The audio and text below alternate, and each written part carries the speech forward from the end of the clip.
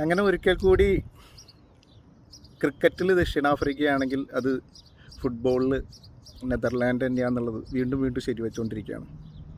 കാരണം ഈ രണ്ട് ടീമുകൾക്കുള്ള ഫാൻ ബേസ് എന്ന് പറഞ്ഞു കഴിഞ്ഞാൽ നമുക്കൊരു ടീമിനോട് ഇഷ്ടമുണ്ടെങ്കിൽ വരെ ഇവരോട് നമുക്ക് ആരാധന, അല്ലെങ്കിൽ ഇവർ കപ്പടിച്ചാലും നമുക്ക് സന്തോഷം തരുന്നൊരു ടീമാണ്.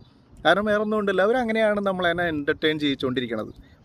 അതിപ്പോൾ നമുക്കറിയാം, ക്രിക്കറ്റിൽ നമുക്കെതിരെ ഇന്ത്യക്കെതിരെ കളിക്കാൻ പോലും നമ്മൾ ABD വില്ലിയേഴ്സൊക്കെ റണ്ണടിച്ചോട്ടെ എന്ന് വിചാരിക്കും. കളി നമ്മൾ ജയിക്കണം, ABD വില്ലിയേഴ്സ് റണ്ണടിച്ചോട്ടെ, അല്ലെങ്കിൽ അതുപോലെ തന്നെ ഹെർഷൽ ഗിബ്സ് അവരൊക്കെ ഉള്ള സമയത്ത്. അപ്പോൾ ഇവരേനൊക്കെ നമുക്ക് ഒരുപാട് ഇഷ്ടം. അതുപോലെ തന്നെ ചോണ്ടി റോഡ്സൊക്കെ നന്നായി കിടിലനൊരു ക്യാച്ച് എടുക്കുന്നത് നമുക്ക് കാണണം. അപ്പോൾ ഇതൊക്കെ എന്ന് പറഞ്ഞു കഴിഞ്ഞാൽ നമുക്ക് നമ്മളതിനെ അത്ര എൻ്റർടൈൻ ചെയ്യിച്ചിട്ടുണ്ട്. അതുകൊണ്ട് തന്നെ നമുക്ക് അവരോട് ഒരുപാട് ഇഷ്ടം തോന്നിയിട്ടുണ്ട്. അതുപോലെ തന്നെയാണ് നെതർലാൻഡ്, ഹോളണ്ട് ഫുട്ബോൾ ടീമും. നമുക്കറിയാം, നമുക്ക് ബെർക്കാമ്പ്, അതുപോലെ തന്നെ നമ്മുടെ ആര്യൻ റോബൻ, ആളൊക്കെ നമ്മളതിനെ എത്രമാത്രം എൻ്റർടൈൻ ചെയ്തതാണ്.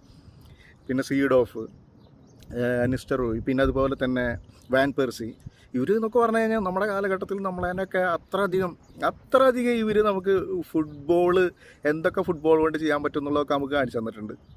അപ്പോൾ നമുക്ക് ആ രീതിയിൽ ഒരുപാട് ഇഷ്ടം തോന്നിയിട്ടുള്ളൊരു ടീമാണ്. പക്ഷേ ഈ രണ്ട് ടീമും ഇതുപോലെ, ദക്ഷിണാഫ്രിക്കയും നെതർലാൻഡും, നമ്മളിങ്ങനെ വിചാരിക്കും വരുമ്പോൾ ഒക്കെ കരുത്തരാണ് ഇവർ, ഇപ്രാവശ്യം വേൾഡ് കപ്പ് കൊണ്ടുപോകും. പക്ഷേ അതിനിടയിൽ വെച്ചിട്ട് ഇവർ വീണു പോകും. ഇന്നും ഇപ്പോൾ അത് തന്നെ സംഭവിച്ച്. ഇനി വീണ്ടും നമ്മളൊരു 4 കൊല്ലത്തേക്കും കൂടിയിട്ട് കാത്തിരിക്കേണ്ടതായിട്ട് വരും. എന്തായാലേ